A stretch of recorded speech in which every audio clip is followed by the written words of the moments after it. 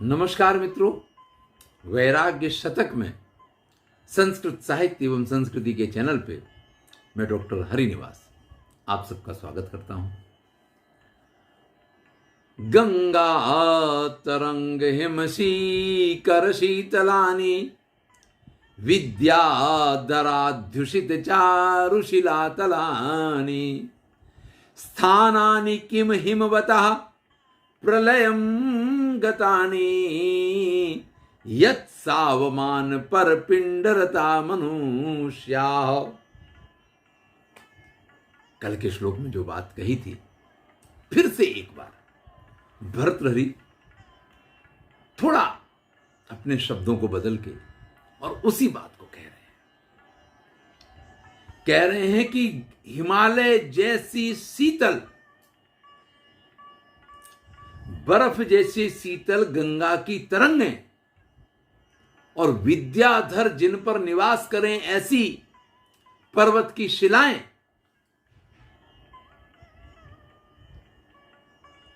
जिस हिमालय पर्वत में ये सब कुछ विद्यमान है, किम हिमवतः प्रलयम गतानि, क्या वो हिमालय जो है वो प्रलय के कारण समाप्त हो गया है?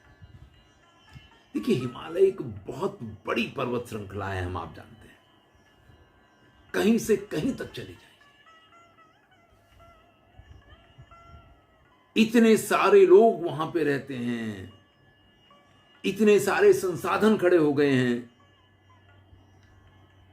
ट्रैकिंग की जाती है, ये किया जाता, वो किया जाता है, फिर भी हिमालय पे अभी भी बहुत सारे स्थान ऐसे हैं जहां जैसे कभी कोई गया ही नहीं हो, या कोई गया है तो वहां से वापस ही नहीं आया हो।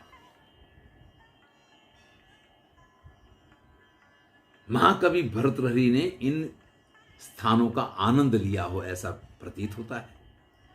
वो कहते हैं, गंगा के जल की तरह पवित्र और शीतल जल जहां विद्यमान है, विद्याधर जिसमें रहें ऐसे सुंदर पर्वतों की श्रृंखलाएं, शिलातल जिन पे बैठा जा सकता है, जिन पे सोया जा सकता है, जिन पे पूरा जीवन व्यतीत किया जा सकता है,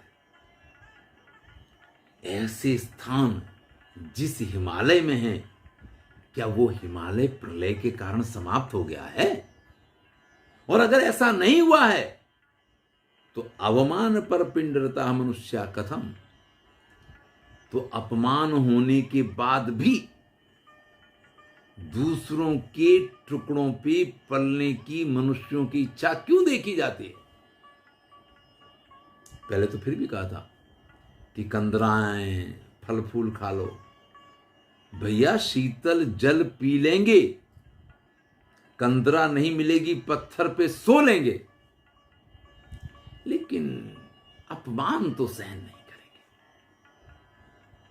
और लोगों की स्थितियां कैसी होती हैं,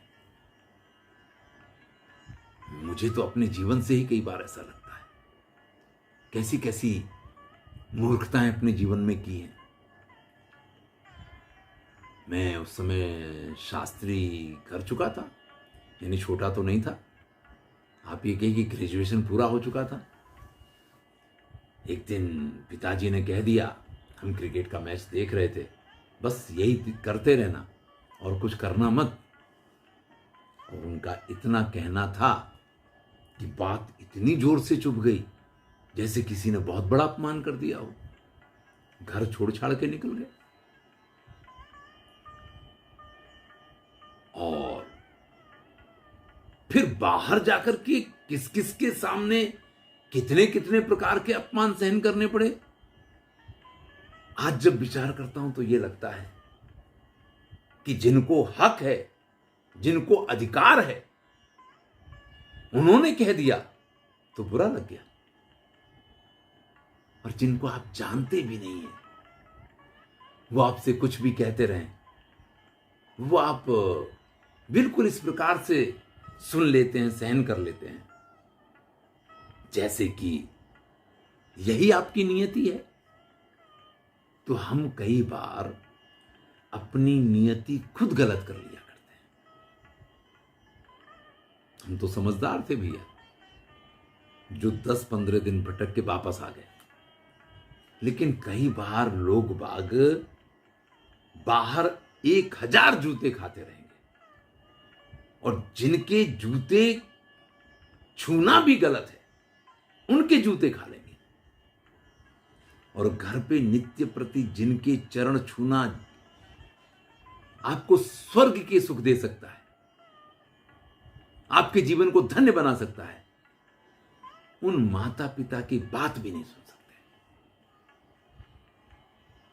यहां पे महाकवि भरतहरि कहते हैं, भाई अपमान होता रहे और हम दूसरों के टुकड़ों पे पलते रहें, मनुष्य की ये अवस्था तभी होनी चाहिए जब हिमालय जैसा स्थान जो है वो प्रलय के कारण समाप्त हो गया। अन्यथा ये स्थिति व्यक्ति को नहीं सहन करनी चाहिए, चाहे भले जंगल में चले जाएं, चाहे भले हिमालय पे चले जाएं। अरे भैया, खाने को नहीं मिलेगा, पानी पी के अपनी जिंदगी चला लेंगे। नहीं सिर छुपाने के लिए कोई स्थान मिलेगा, हम खुले पर्वत की शिला पे सो जाएंगे। ये अपमान सहन करना, ये श्रेष्ठ बात नहीं होती है। धन्यवाद। मैं हूं डॉक्टर हरिनिवास।